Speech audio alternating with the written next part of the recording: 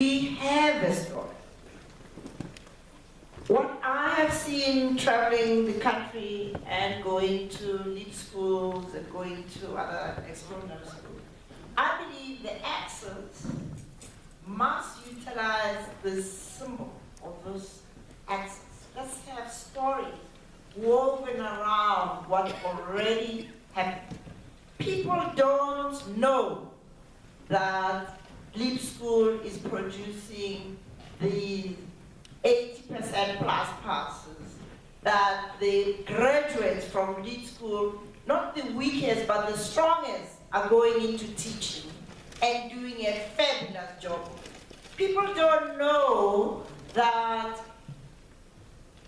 this life orientation program, the space, is there for young people to start the real journey, the journey to build their characters by confronting who they are, sharing that confrontation with others, and therefore becoming the change agents that the Zonkes, the Nyameka, and many LEAP school products have become.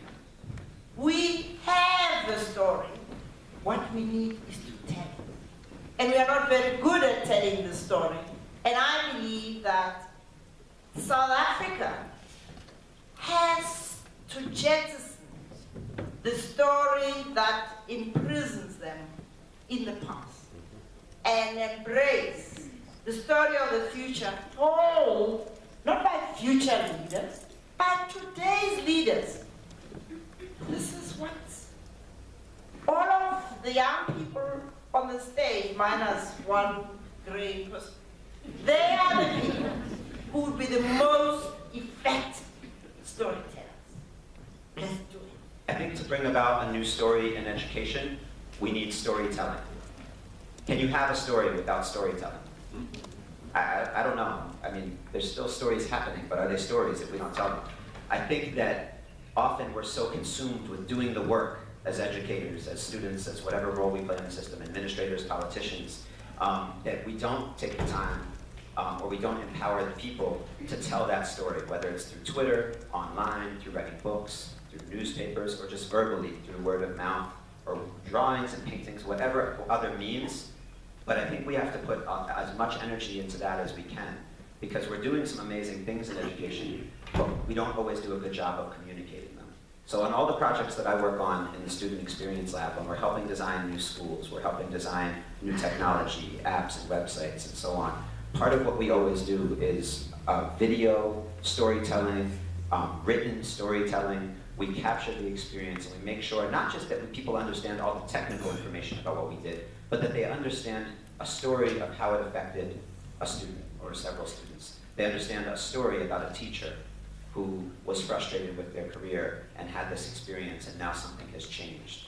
I think when people start to hear about the changes we're making and we're not using what my friend Kazi calls edubabble, all the big words that we sometimes say in education, but we're telling real people's stories, it will help us bring about a new story in the world itself. For me, I think we just need to change the way we see the education system as a whole. We need to change the way we need to stop seeing education institutions as just academic institutions, but institutions of consciousness. If I look at her and I just see a child that I want to be an engineer instead of a better mother, then I'm failing her. Because if I'm looking and building a better mother, I'm going to want to invest more in her. I'm going to want to know more about her, and I'm going to want to do home visits and to care about her, rather than just having extra maths lessons and teaching her how to solve for X better. So I think as teachers and as leaders at schools, we need to start remembering that we want to build better mothers and fathers than just good engineers and doctors, because our current societies, our current communities have a lot of those who are also violent towards women and are corrupting our societies. So for me, I'd say to create that better story would need to actually change the way we see our learners and what we want to produce at the end of their high school years. We're going to talk about improving the educational systems. We need to be more empathetic and realize that someone in Rustenburg, a student from Rustenburg, from Lebone, for example, doesn't have the same opportunities as someone in a school in a more impoverished areas. And we need to consider the factors that lie between that, and to just like improve the system. We need to understand the students as well as the challenges they face, because if we aren't going to understand where they're coming from, we aren't going to help them in any way in terms of them moving forward.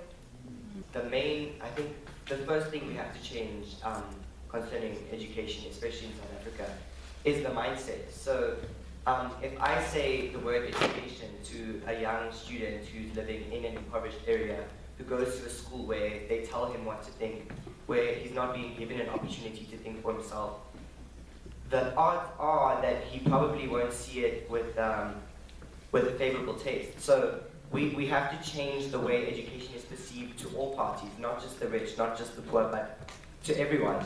And we have to change, the mindset. So why is it still cool that people are dropping out of school? Why are you not cool if you get your degree?